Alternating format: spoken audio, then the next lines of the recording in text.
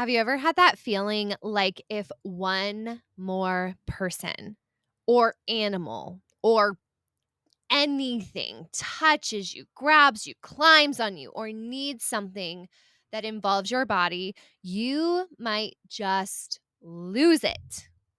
If so, today's episode is for you. You are not broken. You are not failing. You are touched out.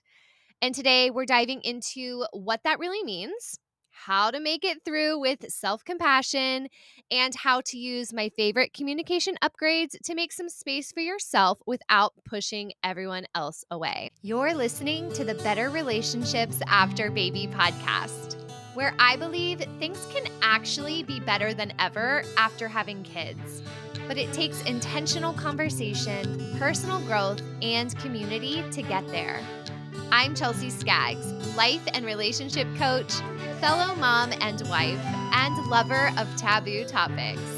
I'm here to give you insight, practical tools, and conversations to help your relationships survive and thrive through the big changes of parenthood. Let's get into today's episode. Welcome back to another episode of Better Relationships After Baby. Have you sent this to a friend lately? If not, may this be your reminder that we are all in this together, and sometimes we need a little extra encouragement. So if you know someone who is maybe experiencing touch out, maybe they have their first baby, or they have a couple of toddlers at home, or literally anybody needing their body and space, do a favor to all of us and share this episode. As I was reflecting on this topic, I was thinking about all the moments that I have felt touched out and overwhelmed, and there are quite a few of them. But specifically, one moment came to mind.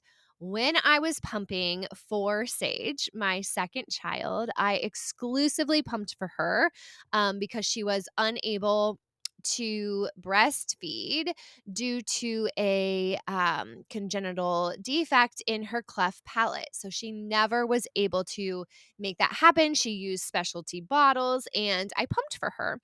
And I also had my toddler who, with a baby sister in the house, all of a sudden wanted more snuggles than ever.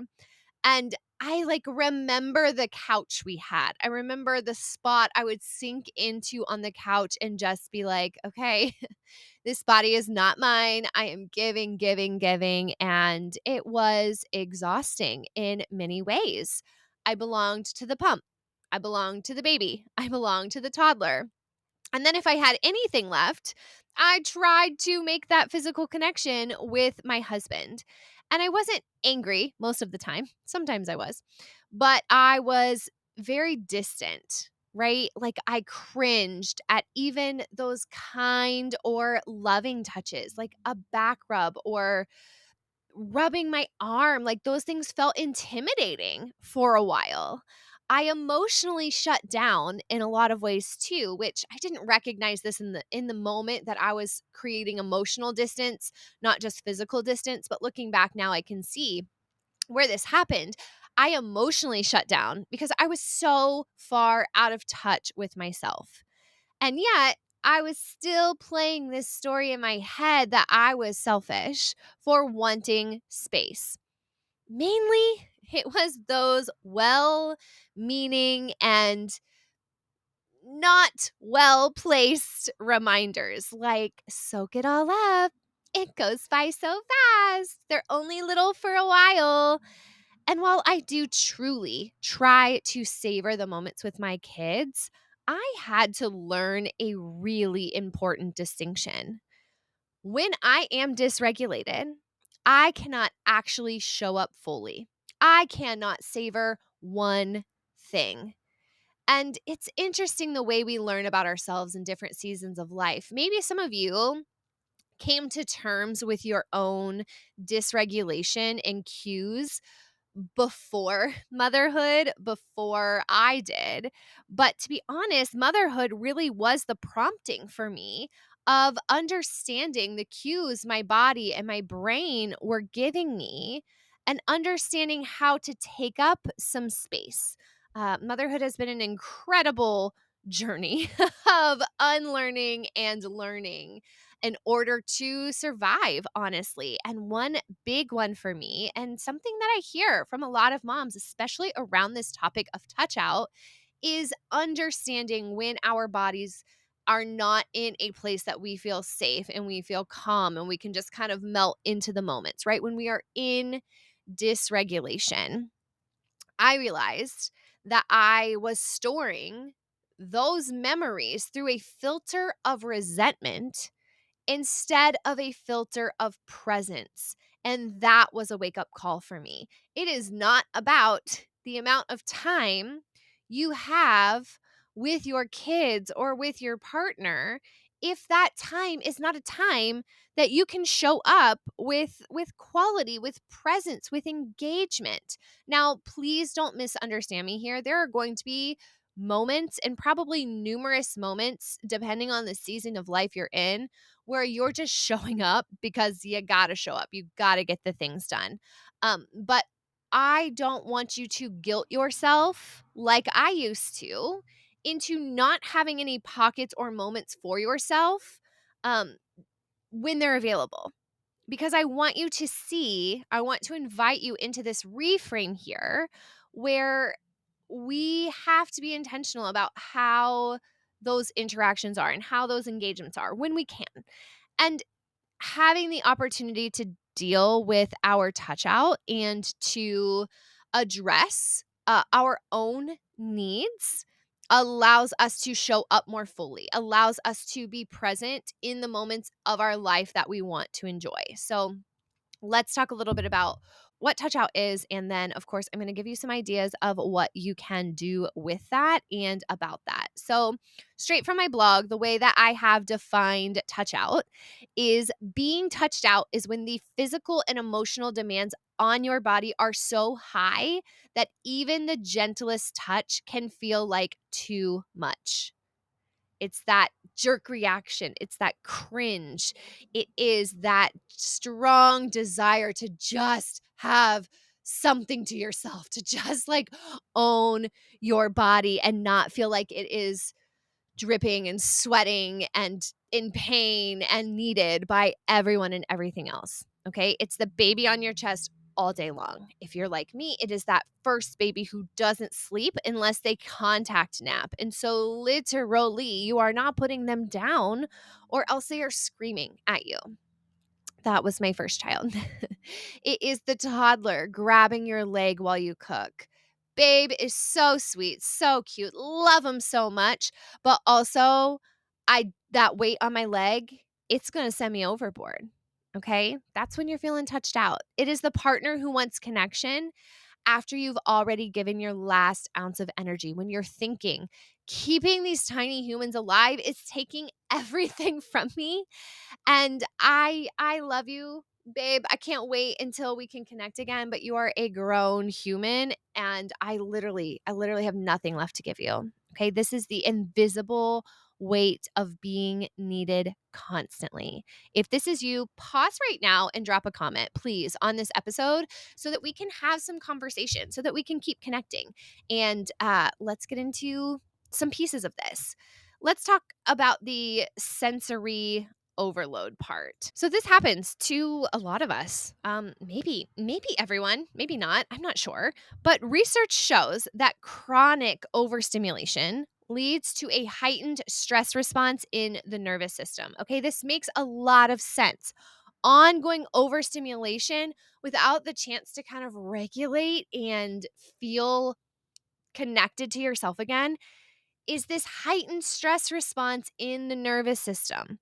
When you're constantly being touched, talked to, cried at, multitasking, your brain starts to prioritize survival over connection. Okay, your brain has the amygdala, which is the like alarm center.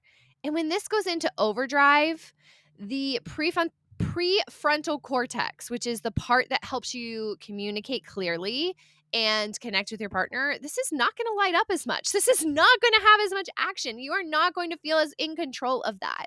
So, this is why, even if you love your people dearly, it feels like you cannot stand them in those moments. It's not a failure of loving your kids or loving your partner enough. It is a cue that your nervous system needs care.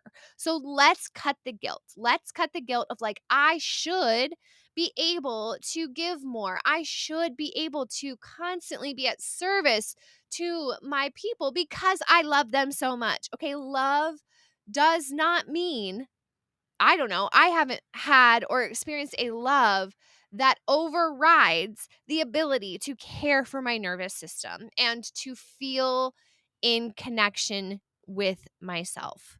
And our society honestly does not make this any easier on us as moms. Go figure.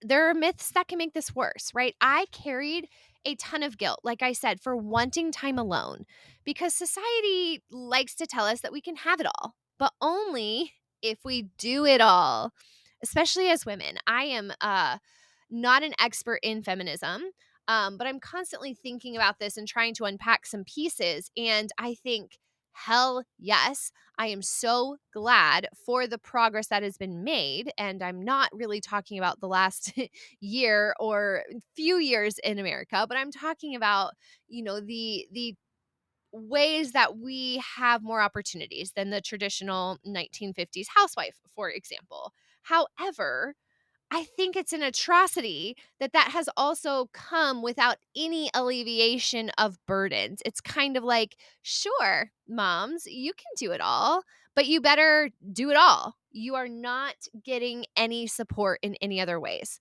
Um, I'm here to be that support, but I really wish it was happening more at a societal level. Now, if you're like me and you also grew up in the church, hooray, there's an added layer of pressure for many of us from many teachings. Like your worth as a mom is tied to how self sacrificing you are.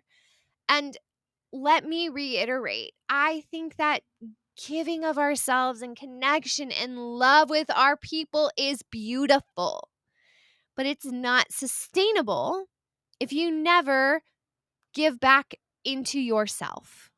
Okay, I had to unpack the belief that taking time for myself meant I didn't love my kids enough or that I was being less than those perfect moms who seem to all have blonde, wavy hair and from Utah who seem to love every sticky moment of their motherhood life with a smile.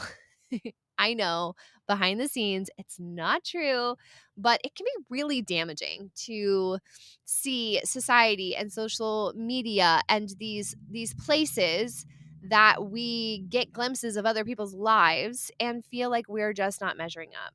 So listen, mama, you are measuring up. You are doing just fine and you get to start taking care of your nervous system, your regulation a little bit more. So let's get practical with some boundaries that don't feel cold. Creating boundaries is not about shutting people out.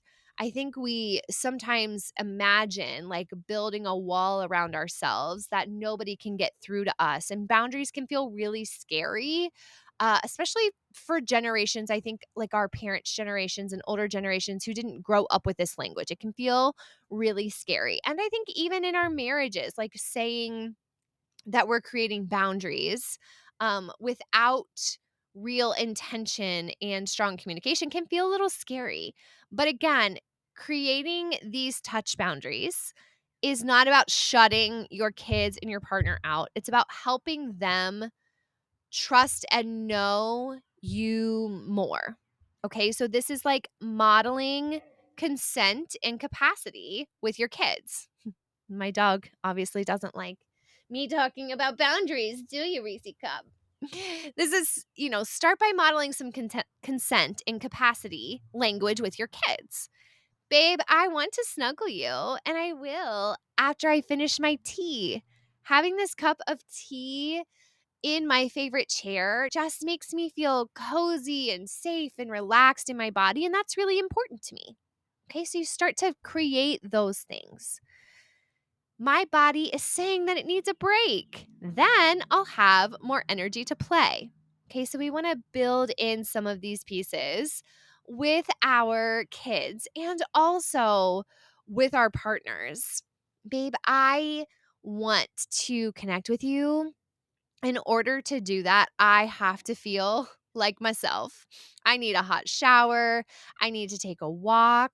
I need to, close the door and turn the lights off and turn on some soft music for 15 minutes and just relax. Sometimes for me, it's even like I just need to go and let some of my feelings out that are being stored in my body and also causing more of that overwhelm and dysregulation. And so I might turn on music that makes me cry and get some things out of my system. Or I might go for a drive and get some of my favorite teenage playlists on and just feel connected to myself again. You get to explore and try and decide what kinds of things work with you.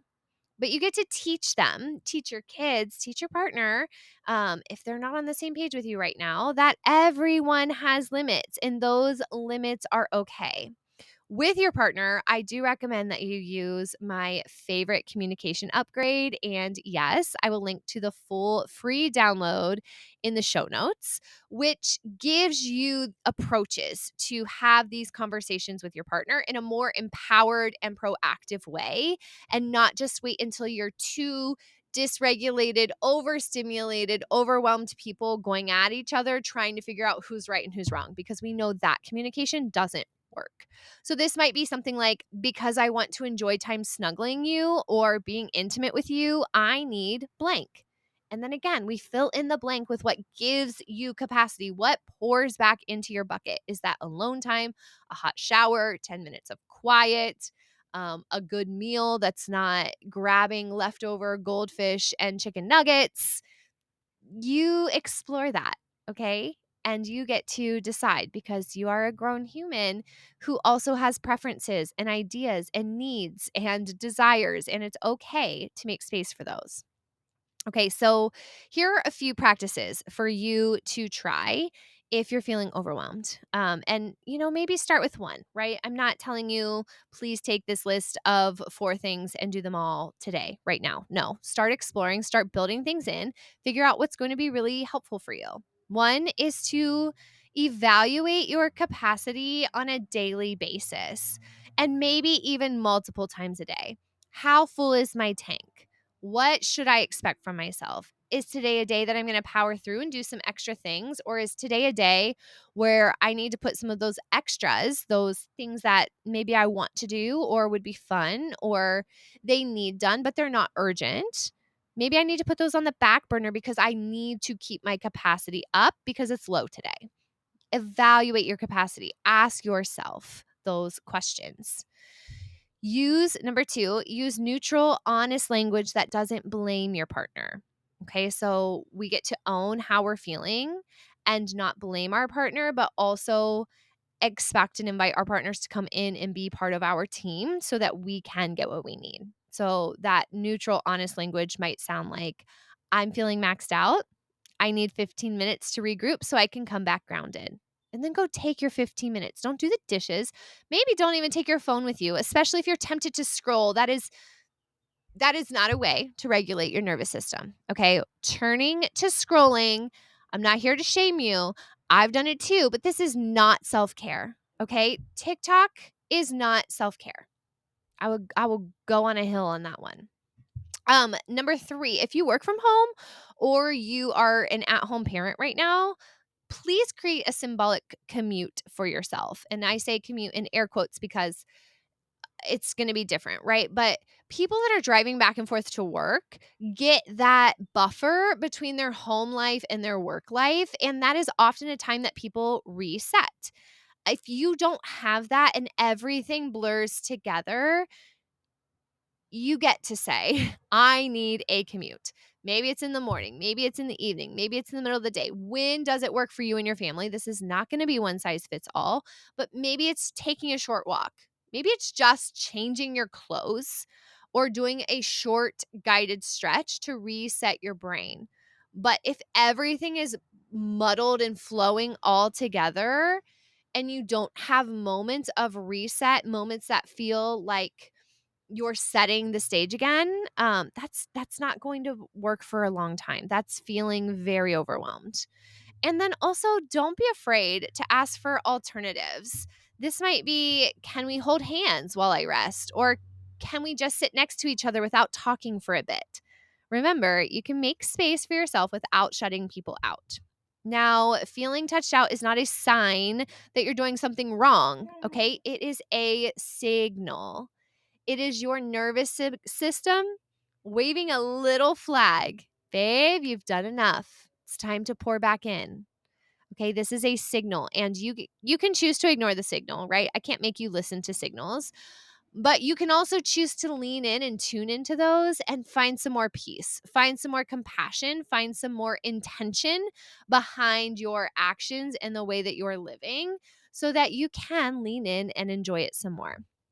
Okay, let your boundaries evolve, let your needs change, and let yourself be a student of your own capacity. Or the way I like to say it is become a detective of yourself, not making judgments, not jumping to conclusions, but asking as many questions and making observations about yourself. When I did that, it left me feeling depleted. When I did that, I felt pretty happy. Or when I did that, afterwards, I had such a good conversation with my kids. Or when I did that, going to bed with my husband felt so much safer, so much gentler, so much more like I could just have ease and not feel like my body and my brain are so uptight. Okay, become a student, become a detective of your own capacity. So today, I want you to look at your schedule, okay, and find 10 to 30 minutes where you can come back to yourself. Know that everyone is a different level of busy and overwhelmed, but I have very little uh compassion or patience maybe for people who say that they literally don't have time. If you cannot find 10 minutes, but your screen time is at 6 hours a day, babe, you have 10 minutes. You're just choosing to numb out instead of tune in. Okay, that's work I can't do for you. I can't make you decide to tune in instead of numb out, but I can say, I can invite you into the idea that the way we use our time really does matter. And finding spaces to come back home to yourself is a game changer for everyone, and especially if you are feeling touched out. Okay, so look for 10 to 30 minutes. This could be a brisk walk. This could be a stretch or a yoga flow. This could be sitting in front of the mirror, just giving yourself compassion and seeing yourself with kindness and not judgment. This could be breathing exercises. This could be journaling your guilt and asking, where did I learn this story? Where did I learn to feel this way about something? Okay. And once you've done that, once you've built that practice, I need you to come here in the show notes or to my website to use the communication upgrade scripts to tell your partner what you need, to talk clearly and kindly and without blame. By the way, as a reminder, you can find those free scripts in the show notes. They have helped so many couples to make space without the shame. And that is my goal for you. All right. You are not a machine. You are a human in a human body doing deep, deep human work. If you're feeling maxed out, touched out, it doesn't mean that you're failing. It means that you care. And that's why you deserve care in return. That is why I am here for you to help you uncover that and prioritize that.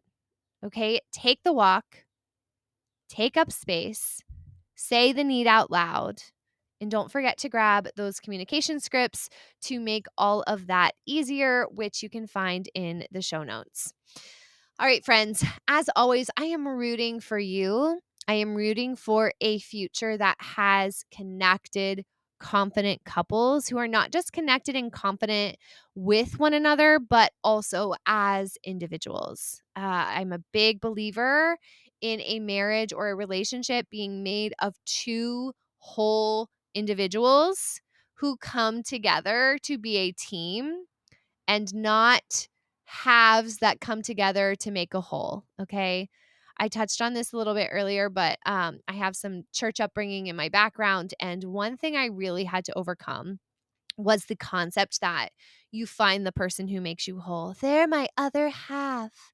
They make me whole. You need some practices or you need some coaching depending on the extremity and the factors here, but you need something to help you be a whole human because marriage and relationships get to be whole humans who have the strength to lean on themselves, who have the benefit of leaning into one another and who can make a great team, but not complete each other. All right. I'm not going to go off on a tangent, but I strongly, strongly believe in the power of you and your partner knowing, loving, growing yourselves as individuals and doing that together so that everyone wins on an individual and a collective level for your family. That is work that I do with my clients, and I would love to do with you. I would be honored to enter that space with you as an individual or with you and your partner as a couple. I offer both of those directions, and we're building a healthier world, right? We are building healthier families that creates a healthier society, and our kids, our grandkids, our future generations deserve for us to be doing this work and to be showing up in these ways. And one way you get to start with that is addressing your capacity, your touch out, and growing your connection in ways that don't feel like you are in last place because you're not. You shouldn't be. Do not put yourself on the back burner. I love you. I'm proud of you. I believe in you.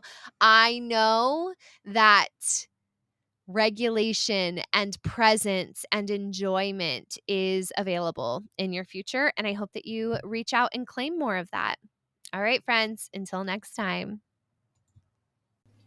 If you enjoyed this episode, I would be so grateful if you take a minute to help spread the word.